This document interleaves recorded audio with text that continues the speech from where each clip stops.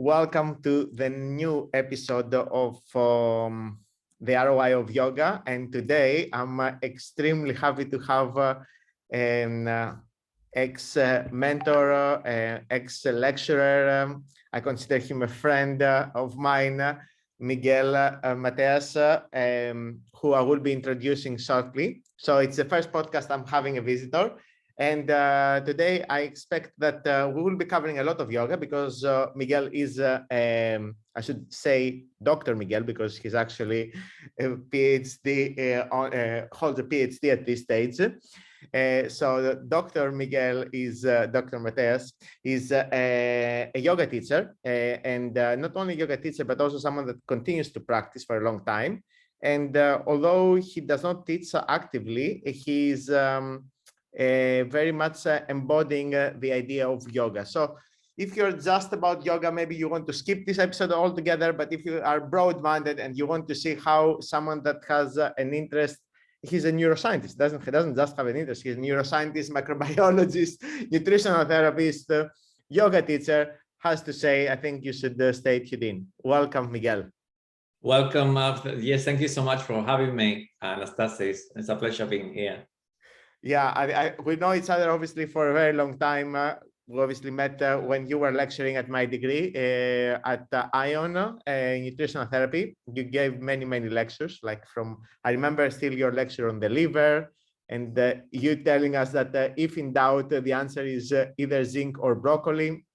And yeah, you had lectured a few things. And but yeah, obviously over the years, we found out that we have a lot more interests in common. And I would like to give a very brief introduction for those of you that don't know you. I will not list everything about you because this would take up a lot of time. I think they will discover more things, but you are a researcher and you are very active in terms of both consulting privately, well, you up until recently, but definitely also on a corporate level. You have worked with some of the top financial companies, giving them a neurodiverse. Let me see that. Can you help me with that? What exactly? How would you describe exactly the work that you do with corporate clients? Yeah, so the work with clients has been on cognitive performance, nutrition for cognitive performance. Yeah. Okay. But at the same time, you have been, apart from having been awarded work-based learning awards from Santander, and having even set up together with Team Spector a microbiome analysis tool, which I used back when it was running in 2015.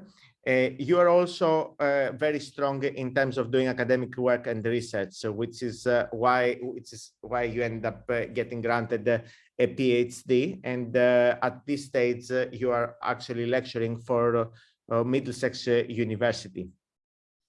Yeah, so I should say my doctoral degree is a professional doctorate. It's the same as a PhD. Most people just think it's a PhD. It's the same thing. It's technically a DProf.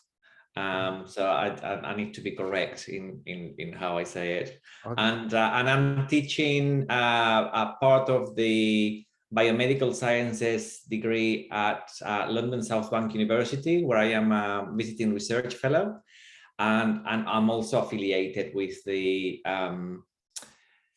transdisciplinary doctorates faculty and the masters in transdisciplinary practice at Middlesex University. Awesome. So at this stage, I think those of you, those that are watching / listening and they don't know you, they know that they have, I'm speaking with someone with a lot of interests. And probably I just realized we didn't say one of the most important ones, which is you're a DJ. I try. I'm a hobbyist DJ. You're a hobby, but you know, you are like putting a lot of energy into it. I see on social media whenever you come live that you're putting in the hours on that creative side of yours. And actually, if anyone visits your website, which at the moment is still like under construction, like half the year it's live and lots of information, lots of amazing things, and half the year you decide to recreate, they can see that you have a very creative, you're a very creative person, and you're actively cultivating that.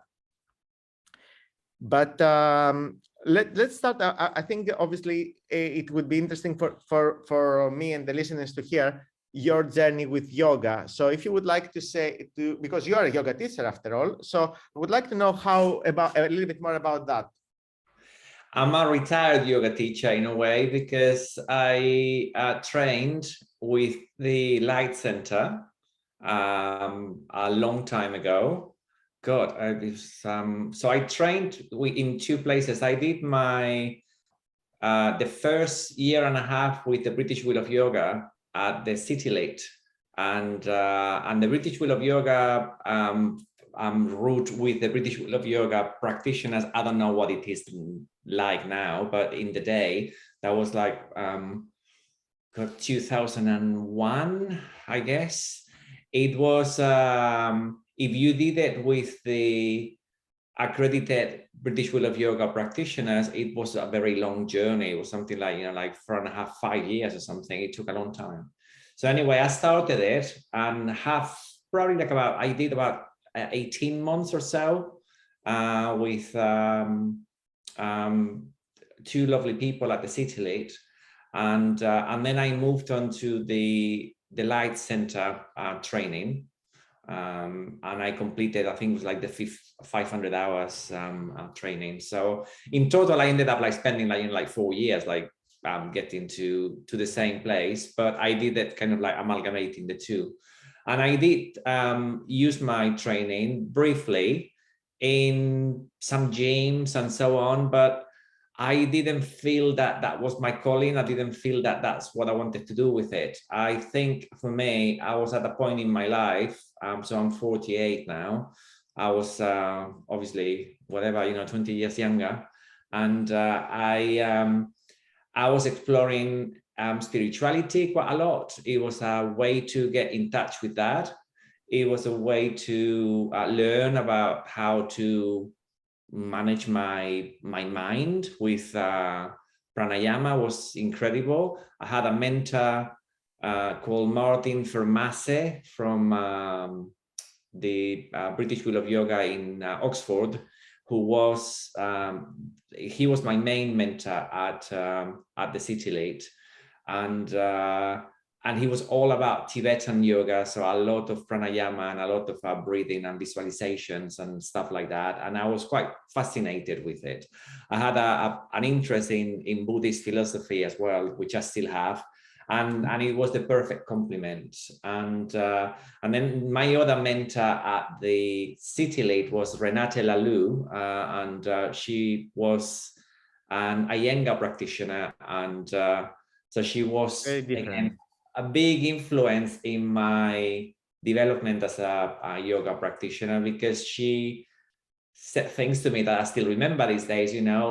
People jump around and want to go into a vinyasa really quickly, and unless you know what you're doing with every asana and why you're doing them, then it just becomes like a workout, and that had an impact in me, because I like the idea of reflecting on the pose and feeling the subtleties of the pose that you can feel with Iyengar.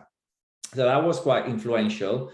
To be quite honest, I don't remember anybody from the Light Center, and this is if you remember me, I'm sorry, but it's been 20 years, and those two people were super influential in my yoga development. The rest of the people in the Light Center were there, they served the purpose, and they left my brain. So I'm sorry I have forgotten about you. They were all lovely, but it wasn't, I didn't have a spiritual bond with anybody. It kind of like served the purpose, to be quite honest. And then, I continued in my journey of mostly the spiritual journey. So I started with more meditation. I went to some retreats. At some point I was even thinking, I need to do more I need to join like a Buddhist Sangha, like do proper, become a proper Buddhist kind of thing. And then life took over, and I realized that you can have your own version of spirituality. You don't need to be a purist. I tend to want to go full on when I go into something. I'm not one for just scratching the surface, which is one of the reasons I wanted to be a yoga teacher as well. I was interested in yoga. I didn't want to just do a little course. No, I wanted to be a proper yoga teacher, and then I kind of, as I said, life took over. I invested a lot of time in my career, and to the point that I'm always kind of seeing myself as a work in process and developing myself. And I ended up going back to university, doing nutrition. Then I finished nutrition. I did some nutrition work. This is how we met back in 2010, 2012 or so. And then I just thought, there is an interest of mine, which is, again, I'm going back to the mind and the brain that I want to explore, and neuroscience was really calling. It was really an interest of mine that I thought I needed to pursue. And so I went back to university and I did clinical neuroscience, and I just finished my degree 7 years later. So that the beginning of the neuroscience journey was 2014. Now I've just completed my professional doctorate, and the overarching subject is the gut-brain connection. So connecting what is going on in the gut with mental health and brain health. So trying to figure out whether things that you put in your body and they go through your gut actually end up doing something to the brain. But apart from that, that is a very kind of specific area. I've got loads of other interests in neuroscience.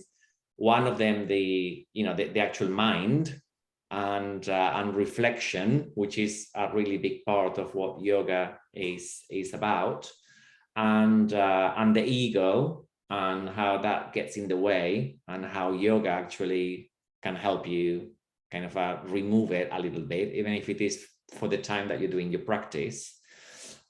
So yeah, that's probably me.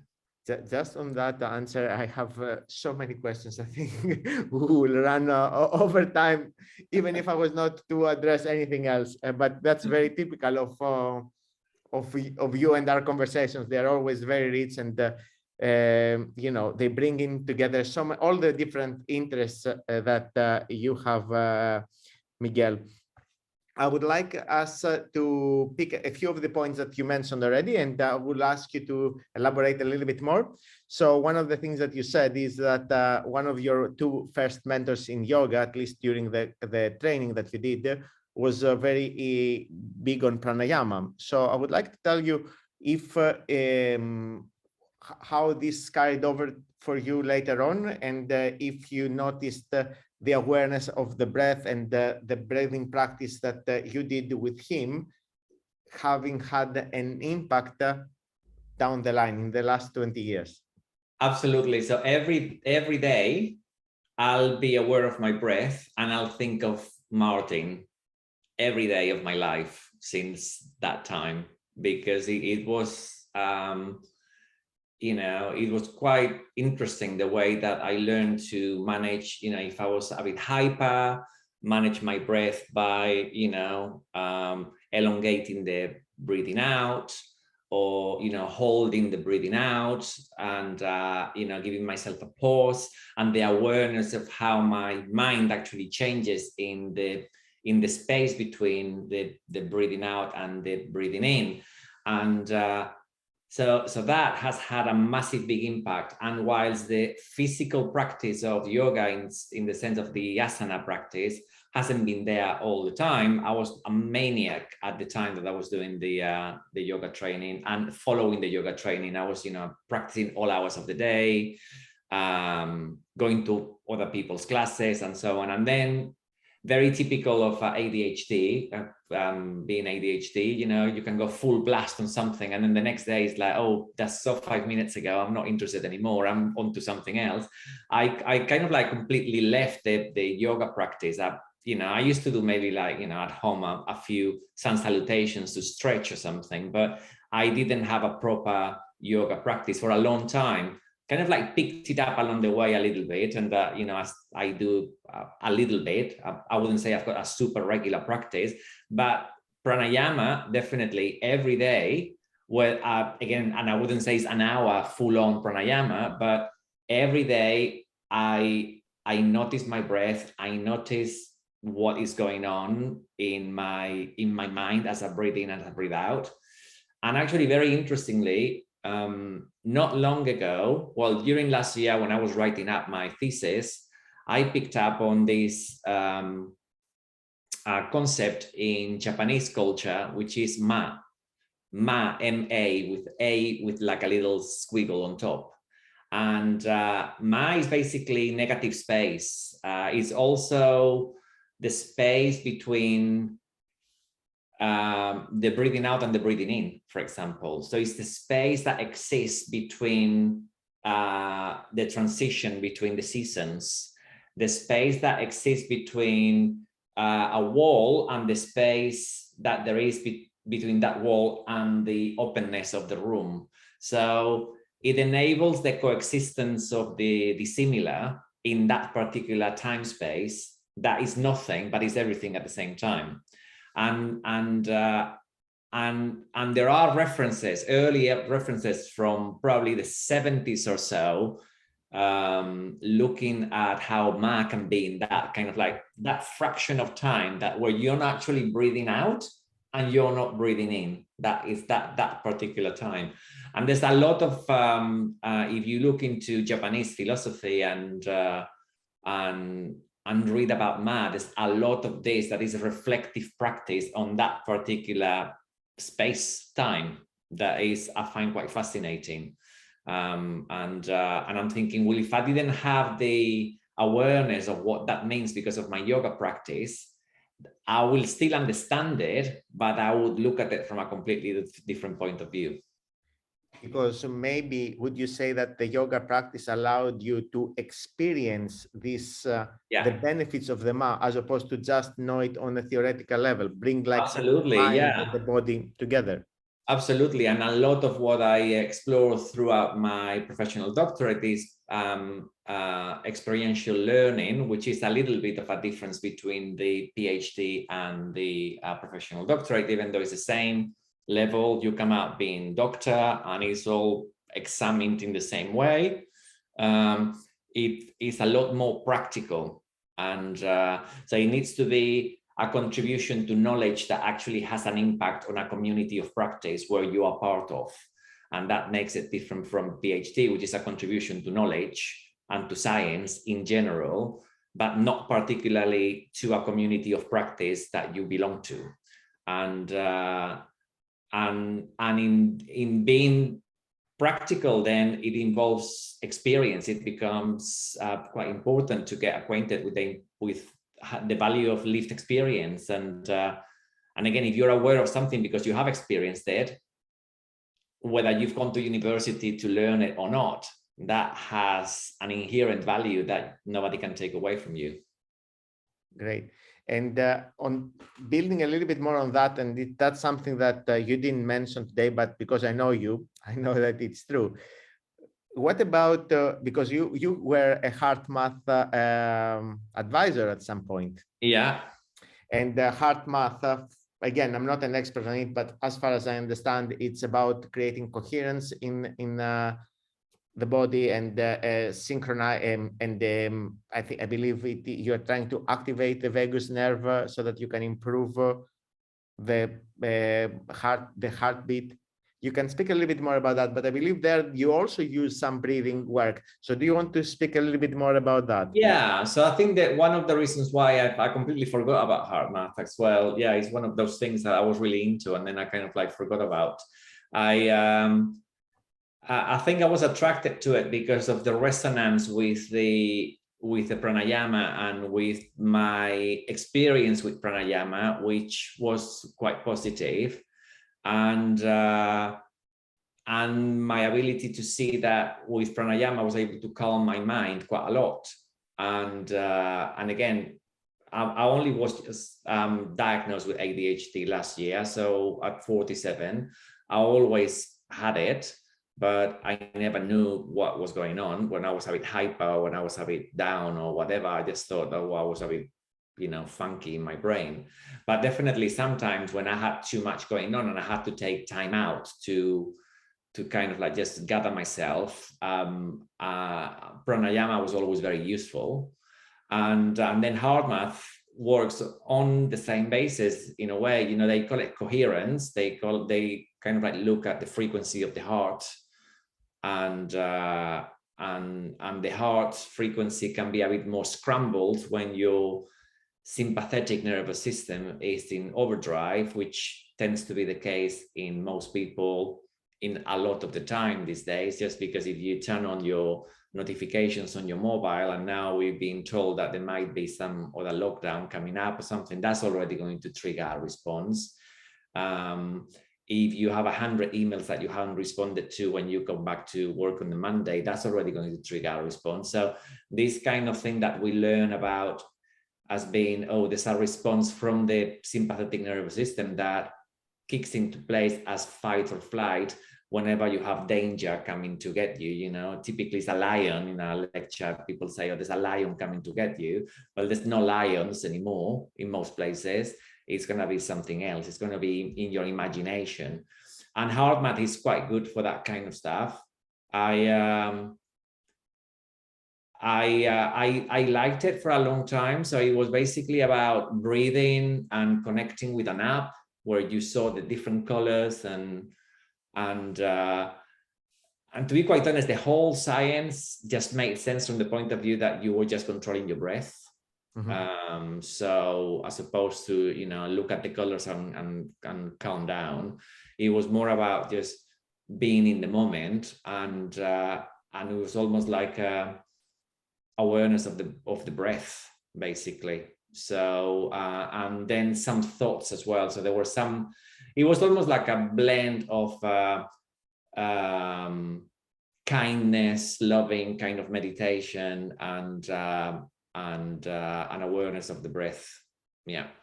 Now, I with your answer, it kind of allows me to move on into a topic which, or actually summarize something for people that are potentially listening, and they are very new to yoga, or they are afraid of doing yoga, and they think that, oh, I have such a busy mind. I have I like activity. I like, let's call it ADHD. I'm an ADHD. I have received that feedback from students that they were taking one of their first classes, and they said, like, for me, yoga, it can be very slow. But now what I hear from you, and please correct me if I'm wrong, is that you do have, you say, an ADHD mind. I think you don't have a problem with having that. I think you have created this ADHD-ness into an amazing creation of interests, business opportunities, having helped many people with your, with this diversity of your interests and this fast-moving brain. I have to tell you something I don't think I've ever told you, that I remember someone that was working with you at some point told me that you have no idea how Miguel is to work with. You see him lecturing or speaking and you think he speaks fast. His mind, when he works, is like 10 times as much. This guy is like, it shows on social media that he's up to 5 things. He's actually on 25 things. He just cuts down 20. So someone that is so busy and likes variety and likes diversity and likes being active in mentally as well, sees the value in yoga, which has more like let's say a balancing act, allows him to balance all these balls that he keeps in the air, even if it is just with some conscious breathing. Am I right to say that? Yeah, definitely. And what's quite interesting is that for a long time, I didn't realize how speedily I was going, how fast I was going, because I think it was just like my way of dealing with the world. I mean, I realize more now because I'm older, so I cannot do as many things because I'm knackered if I try and do them. So I'm more aware of my own physical limits than before. When I didn't have those physical limits, I was a wrecking ball. I was just going everywhere, you know. I was just like taking everything full blast and doing 10 things at the same time and working all the hours of the day. Not in a super negative kind of way. So, you know, I can see people doing similar kind of things, and actually I feel for them, because I think, oh, it's almost like self-destruction because you're not resting enough. And, you know, I was always quite aware of what I was eating, what, you know, that I needed to sleep, and, you know, I needed my rest kind of thing. Yeah, now looking back, I was thinking that was my way of dealing with having so many different interests. And as I've grown a little bit older, I have actually realized that some of the interests that I pursued, I don't want to pursue anymore, which is why I love being older. And I want to get more into other things and consolidate the things that are actually quite important to me. So yoga has always been there as a, you know, when I had to give up my British Wheel of Yoga membership, I still have the card there. I remember I went back, like, you know, 2 years later or something, and I said, oh, can I renew my membership? And they were very snotty, like, no, you need to be, you know, you need to be teaching currently or whatever, or you need to do a portfolio of practice. And I thought, okay, it's too much hassle. But I actually really loved like being part of the yoga community, just because I felt that it's an open-minded community, in the sense that, you know, when you're in a yoga class, in most places you're not judging in the right yoga class. So if you're in a yoga class where you're just gonna go and, like, you know, feel jealous of the leggings of the girl next to you or whatever, that's the wrong yoga class. That's a waste of time. Don't go there. If you go to a yoga class where everybody's like all shapes and sizes and colors and whatever and levels, and that is a really cool, it's like a melting pot. And that, again, thinking that yoga is union, it takes that level of oh, I don't blend with this person, because why would I blend with that person if they have nothing in common with me? But then you are in the same room and you're breathing the same air. So there's nothing more union about that than being in that same space, actually, you know, doing the same thing. So touching on that, how, and actually picking on something that you mentioned earlier about the ego, which is something that is very much mentioned in yoga. I would like to know your thoughts as a neuroscientist on ego and potentially how we should treat it in whether it is within the yoga world or in general, because obviously we don't have to speak just about yoga. Yes, that's the overall theme of the podcast, but I would like to know your thoughts, genuinely, myself.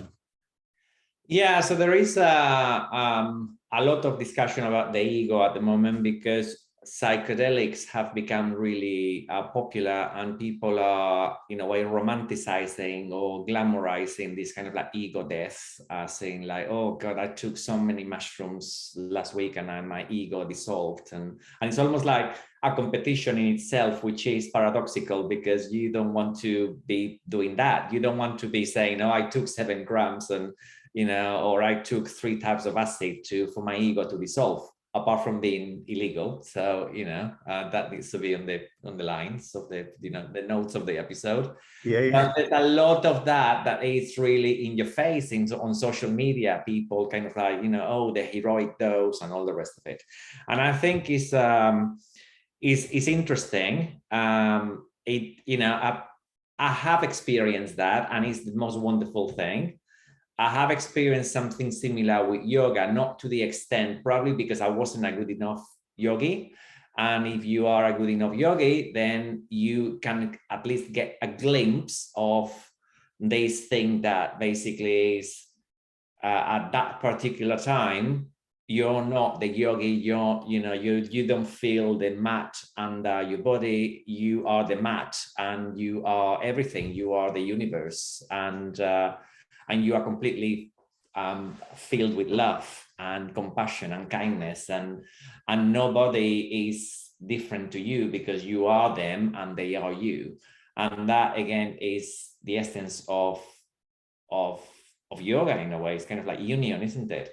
Funny enough, my trips of ego dissolution were always very Sanskrit based. It was all kind of you know, it was all a big masala. It was all, you know, a big mandala rather. It was all really, really full on Tibetan kind of you know, mandala, full of colors and love and kindness and compassion and wonderfulness, and I'm interested in that part of neuroscience that now is looking at how the ego, which is that kind of layer of operating system in our brain that is telling us, you know, it's almost like a reflecting chit chat kind of, you know, part of the operating system that runs all of the other things that we do. We go to the toilet, we breathe, you know, all this kind of,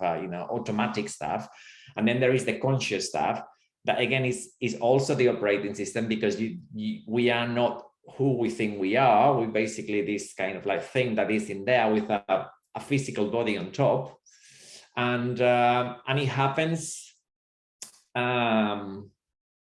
to be in this part of the brain, or at least we think that it is in this part of the brain that is called the default mode network, which is a collection of different areas in the brain. It's ostensibly this kind of thin layers of tissue that connect the two hemispheres of the brain, and they connect the limbic system, which is the part of the brain where you have the amygdala and the, you know, the memory, emotional center of the brain, and various different parts of the cortex. The auditory cortex, for example, is very well connected with the default mode network, which is interesting as well, because everybody will know who has done any mantra reciting or chanting, and you have actually felt that the mantra was making you high in a way that you can expect that, you know, a psychedelic can make you high. That is affecting your auditory cortex, and that is actually increasing the neural connections between the auditory cortex and the limbic system, and is bringing up feelings that wouldn't have been there otherwise. So the default mode network is there to allow you to have just enough information so you can make sense of a situation without being overwhelmed. So there's a complete influx of information coming to us all the time. If we didn't have something that is like a firewall, we would be inundated, we would be completely overwhelmed, we would malfunction. So that firewall is there for a reason, so we don't get completely overwhelmed by the fact that the light is going down, because now it's going to be night in like a few minutes, and then I'm aware of that it's going to be night in a few minutes, so I'm thinking about that, and I'm thinking about my dogs, and I'm thinking about, if you thought about everything at the same time, your brain would be completely overwhelmed. You'd be completely screwed.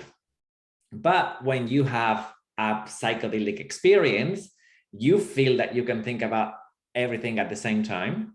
It doesn't feel overwhelming. It feels that you know everything. It feels that you have access to this incredible, infinite expansion of consciousness that is there, available to you. And a lot of what people say when they have had this experience, whether it's with LSD or with psilocybin or with like yoga, if you're really good, please message me and tell me how you do it. So I want to learn how to do it with yoga. That you have access to that incredible awareness, this kind of like, you know, common awareness that is there, this common consciousness that is available to us. And then as you come out, then your ego kind of like starts coming back, and you start reconciling what you have experienced in ways that you may not have thought about before, which is why now people are saying that, you know, in clinical trials they are doing about depression and anxiety and so on, and they get psychedelics, they come out thinking, right, okay, I went to this clinical trial because I was going to die of cancer. I'm still going to die, but I haven't got the anxiety I had about dying, because I thought about death, maybe not even like consciously during the journey, but I've come out making sense of life in a completely different way that allows me to be more chilled about dying. And that's, to me, is like incredible that you have, and this is available out there, there are papers that people can read for free, and there are documentaries that people can watch. So it's all on tap, available on the internet. It's not just a few hippies kind of trying to revive what was going on in the 50s and 60s. It's quite kind of like cutting edge neuroscience that's going on at Imperial and Johns Hopkins University, UCLA, big research centers around the world. Anxiety and depression tend to be, again, from a neuroscience perspective, quite interesting in the sense that you fall into patterns of behavior that are almost like when you go for a walk and you see that there is a path already, because people are walking down that trodden path, and it's easier to walk on that path than to walk on the tall grass, for example. So imagine if the tall grass was just everywhere. So every time that you go for a walk, you have infinite options as to where to go for the walk, because the grass is going to be like this tall. So there's no trodden path at all. So you don't get to the park and you think, okay, well, this is the path that I should take because, this is where people are walking. So, and this is what happens when you have this ego dissolution. You are given all of these possibilities to actually make up your mind, which in neuroscience terms means create new neural pathways or connections, little cables that connect parts of the brain between parts of the brain that maybe they were not talking to each other so much before. Music enhances that. So the chanting during a yoga session can actually enhance that. And it's a really fascinating thing that I'd like to write about at some point. I'd like to get to grasp with better as well. Hopefully with more legal ways of getting to that state, as opposed to having to use substances that at the moment are class A's. Yeah, I mean, it's very, very interesting what you just said, and how you brought in the ego as an element of both on a very apt and on a physical level, where science, at least at the moment, believes it is located, but also connecting that with I guess it's the phenological and the other word, I forget, I'm missing the word. Phenomenological, the experience. Yes, correct. Yeah, the experiential effect of it, of its function, I should say. I want to tell you two things, so that in this way, or actually ask you, not tell you, in this way, this death of the ego, this temporary death of the ego, can work as a reboot to help people that are dealing with anxiety or potentially depression to recreate the pathways that this hub in our brain, there are of course many hubs, but this specific hub allows us to filter all the stimuli that we are exposed to.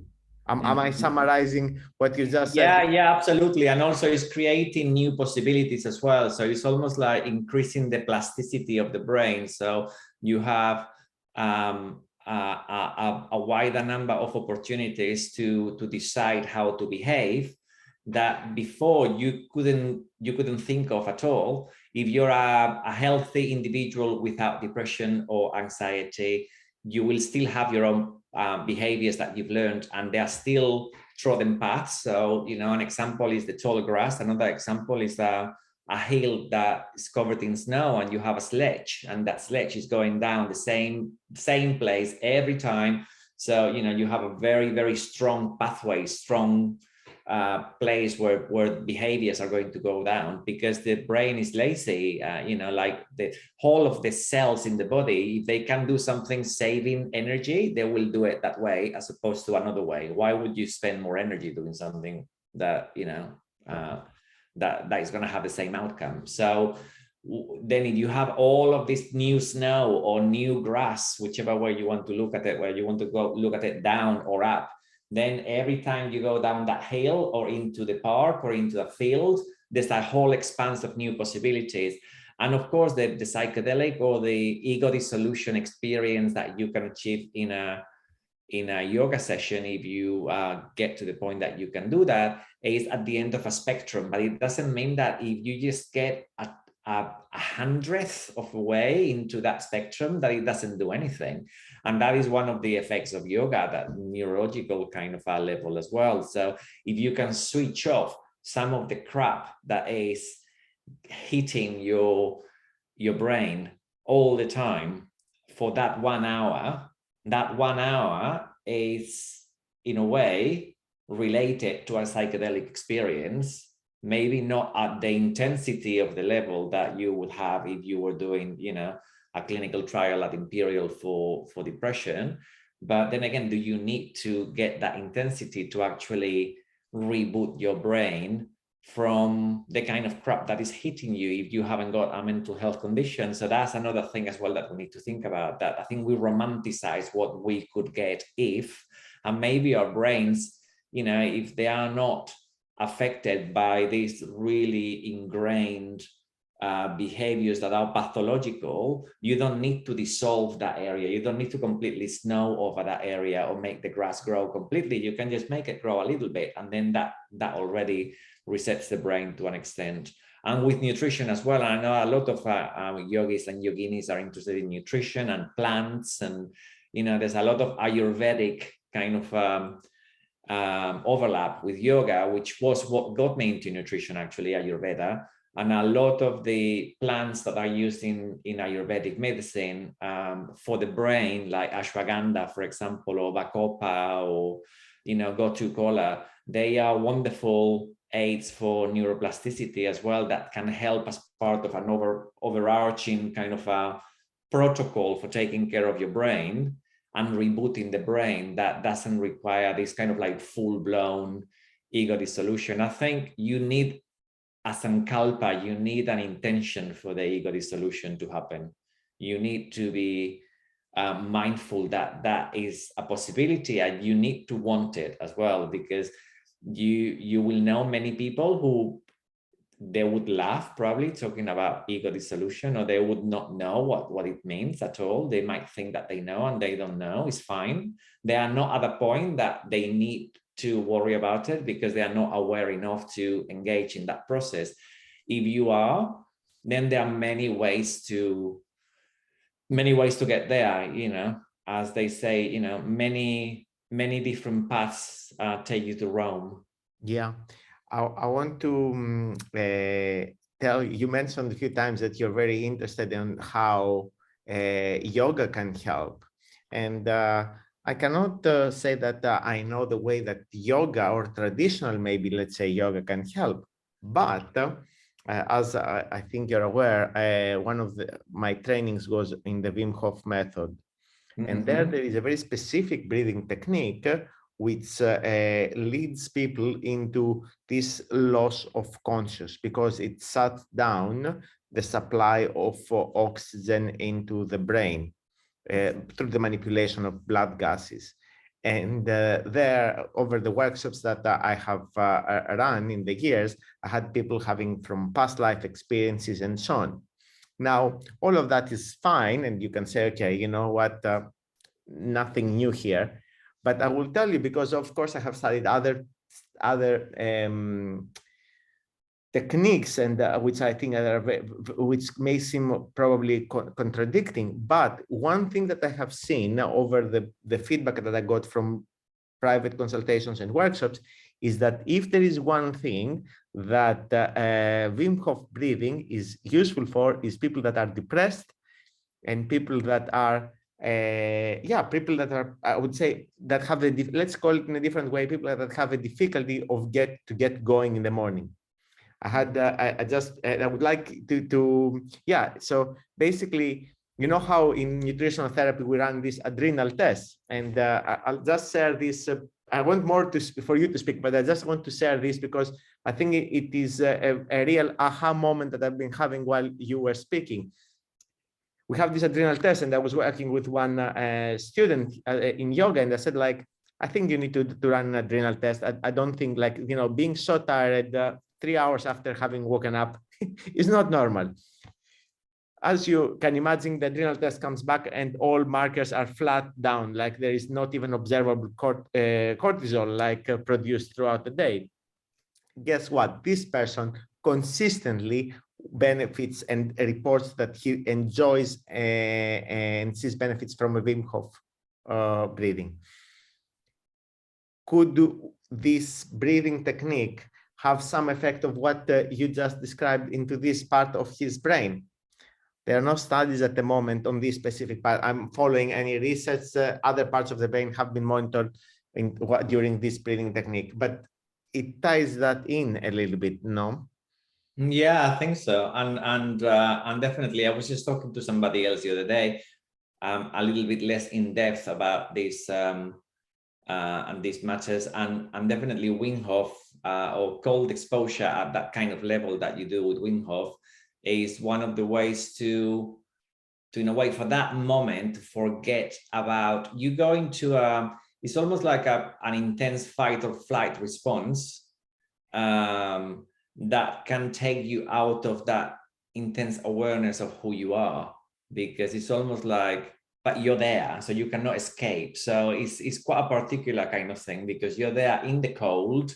You're going to think that you're going to shock, but if you surrender, that is the aha moment. That is the moment that you think, you trust.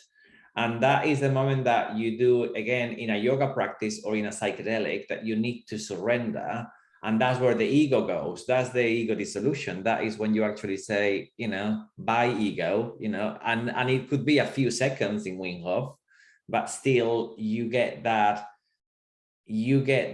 benefit of having done it, of having actually felt that, you know, for a moment, everything feels like lovely and wonderful. Now, on another topic which you touched about neuroplasticity. Obviously, I know a fraction of what you know, and but what I have seen in practice is that for new neuroconnections to be created, there needs to be, especially among adults, which I believe learn different from kids, is that there needs to be an intention, and there needs to be this sense of presence. Presence is something that we speak a lot in yoga. And the presence and intention, but also some excitability. So, and I have come across some research that they said the two main hormones, yes, that are necessary for neuroplasticity is acetylcholine, a hormone of potentially of memory as well, but also dopamine. So adrenaline as well. So there is some excitability. And when we have the adrenaline and the concentration that acetylcholine may be bringing, then we can start creating new pathways. Do you think this is not valid? Potentially, it's oversimplification. Do you want to speak a little bit more about neuroplasticity? Because just to wrap it up, I think in yoga we are creating new neuroconnections. I think when someone goes in a headstand, when someone breathes, like you had created new neuroconnections during your yoga teacher training, so that you can catch yourself breathing differently or being anxious 20 years later, and as a result, there is the new pathways that you created 20 years ago, I believe. So do you want to tell us a little bit more about that? Yeah, so I think it's a little bit more complicated than just acetylcholine and noradrenaline or dopamine, which noradrenaline can actually then be turned into dopamine, or is secreted typically at the same time as well. So, and it helps prime our behavior. So the reason why we talk about dopamine in the context of, for example, reward or addiction is because you do something and then you secrete more dopamine. You could release dopamine in anticipation of something. Then even if it's bad for you, if you enjoy it as a reward for yourself, you release more dopamine, which primes that behavior. So in a way, it's almost like going back to the grass and the field, and you get to the field and you do something and you enjoy it. So you've created a little bit of a path in the field where there is no grass because you keep doing it. Every time you do it, you put dopamine, to the point that if it was something that was negative for you and you keep putting dopamine there, you've almost like put tiles on that path. It's almost impossible for grass to come up. If it was a positive behavior, it's still dopamine. But then you have in neural connections that are positive, and in learning, you have something quite important called BDNF, so brain-derived neurotrophic factor, and it's a growth factor, and it enables the growth of, as well as other growth factors, but you have growth factors are needed for new ramifications of neurons to grow. Because every ramification that grows, a dendrite that grows, it's likely to have a little synapse at the end, so a little connection to, it's like a connection between the neurons. So if you're growing new synapses, new spines, new arms, basically to the neurons, depending how big they are, they have different names. Then you're going to have more possibility of having more connections. And the more connections you have, the more plastic the brain is, and the more different ways you can use to think about things as well. So again, it's not about romanticizing neuroplasticity, because it's not, we haven't got a real way to measure neuroplasticity practically to know that it's grown from today to tomorrow. But what we do know from imaging, for example, and some markers like BDNF, is that it plays a really big role in pathologies like anxiety and depression and neurodegeneration as well, like Alzheimer's and Parkinson's and MS and so on. So the lack of plasticity tends to be associated with a lack of well-being. And so we get from there, we extrapolate that plasticity is good for you. If you have any tool that gives you access to that plasticity, and yoga is one of them, then grab it and use it. So there is two elements to yoga, and I think that's really quite important. It's the physical element, and obviously the asana practice is really important, and that has its own benefits because it's cardiovascular effect as well as it's exercise at the end of the day. So you can use just the yoga class as an exercise class, but it's the mindfulness of the breathing, and it's the mindfulness, the switching off of the stuff that you tend to do more in a yoga class than you do if you go and do a Zumba class. I'm not saying that the Zumba class is not going to be good for your brain as well, but you don't go to, and that taps into the intention as well, and the setting that you said earlier as well. You don't go to the Zumba class with the intention of coming out with a more aware brain, for example, whereas a lot of people do set out to do their yoga practice thinking, right, so this is exercise, but also I'm doing it. I can choose from skiing, running, horse riding, whatever. I've chosen to do yoga because it taps into my mind as well as my body. And whether you have a clear sankalpa or a real intention or not, you do have the kind of inherent intention that you're doing it because you have chosen to do yoga and not horse riding. Thank you. It's been always very fascinating to hear your take, because you're able to take things a step further in terms of depth, and give a little bit more color to it in a very, with these metaphors that you give, whether it is grass that you're trying to set as a new map, or whatever it is the case. So I love it. So I'm looking forward to your answering the next question, which is the last topic. We may have to delve a little bit deeper in it, but it's the last topic that I would like us to discuss. And it is because I know that it is very close to your heart, gender inclusivity. And yoga has been at least in the West, that's my understanding, one of the most open to gender inclusivity communities out there. And I would like you to tell us a little bit more about that. What you think, if you think that this is something that as a part of our community is improving in over the last few years. My impression is that we are becoming more inclusive to the diversity that, but also what you would like to see in the years to come.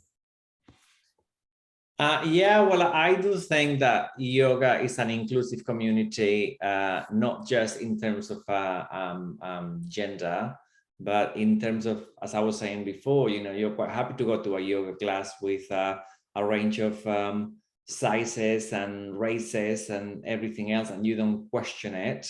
Or at least my experience has been that people haven't questioned it as much as if I went to, I don't know, to a class in an exercise class in a gym. So I think there is a shift. And again, I think it's the awareness that what you're doing is not just for your body, it's also for your mind. So the kind of people who will be attracted to that unison of the body and the mind are probably more likely to not give a shit whether somebody is gay or, you know, trans or whatever it is. So it's I think it's just as simple as that. As to whether it's getting better, I reckon it is. I think in general it's getting better everywhere, but in the yoga community probably even more. Yeah, and what I would like to see in the future, well, people not caring really whether somebody is. There was yesterday, it made me laugh, some loads of press about this gay couple, same-sex couple in Strictly Come Dancing. I don't watch it, but it's all over the press, you know, same-sex couple in the final of Strictly Come Dancing, and a deaf woman has won. And I'm thinking, like I get why it's cute, that is a headline, but it shouldn't really be news in 2021. 2021, you know? The right? woman is deaf, so what? So, you know, so the woman has one arm only. Okay, who cares? You know, she's won. She, you know, just say so and so has won, not like, oh, amazing, she's deaf, and like highlight the disability. Like at the same time, we do need awareness of the disabilities. So, you know, that's great. So this is a fine balance. And again, there's a fine balance in the awareness of the fact that it was important that it was a same-sex couple, because for some people it might be unthinkable and they think, oh, wow, okay, so now that I see same-sex couples in Strictly, I need to be more respectful of same-sex couples. So I get why, but I'm still thinking, wow, it's still 2020, it's 2021, and we at that kind of level that a same-sex couple needs to make the news because they've been in Strictly. It's like, who cares? Who cares if they have, like, you know, two cocks and 5 tits? It doesn't matter. But then we are both privileged to be living in UK, where this we can have this conversation, and there are parts of the world that Of course, yes, absolutely, and that is a very valid point. Yeah, we see it from that point of view, that, you know, it's and at the end of the day, I think a lot of the conversation today is privileged to being in a place that is quite open-minded, because, you know, in some other places you cannot really talk about decolonization and integration and matters like that. So yeah, amazing. Miguel, I think at the moment you are very, very absorbed by your academic work, but are there is there some place, I would imagine that it is somewhere between LinkedIn and Instagram, where people can stay in touch with you and know more about you? Yeah, I think Instagram is more fun. I'm a bit more, I mean, I'm authentic in LinkedIn and on Instagram. You know, I'm not kind of like one version of myself in one place and one version in another. It's just LinkedIn lends itself more to more kind of like professional stuff. So, and on Instagram, I'm a bit more fun. So if you want the more fun Miguel, then Instagram, then that's going to be the one. And I'm sure you'll have links and stuff. Yeah. I'll provide links. Yeah, on your website as well. The link is always there. It's sometimes that it is flooded with amazing blog posts with integrated with like information and animations, and sometimes it is just like sometimes I get fed up and I'm quite kind of like all or nothing, and I say, oh, I don't need a website, so I'm just gonna shut it, and then the next minute I just create a website and it's running again. I'll probably have a website in 2022. I'm working on an idea, but it's still not fully realized in my head. So once it's there, I'll make sure to let you know. I will include the link anyway so that people can reach out. Thank you very much for joining today. It was a massive pleasure for me, like it is always whenever I speak with you, but now it is in the format of a podcast. And yeah, looking forward to catching up with you also outside podcasting. Oh, wonderful, Anastasis. Thank you so much.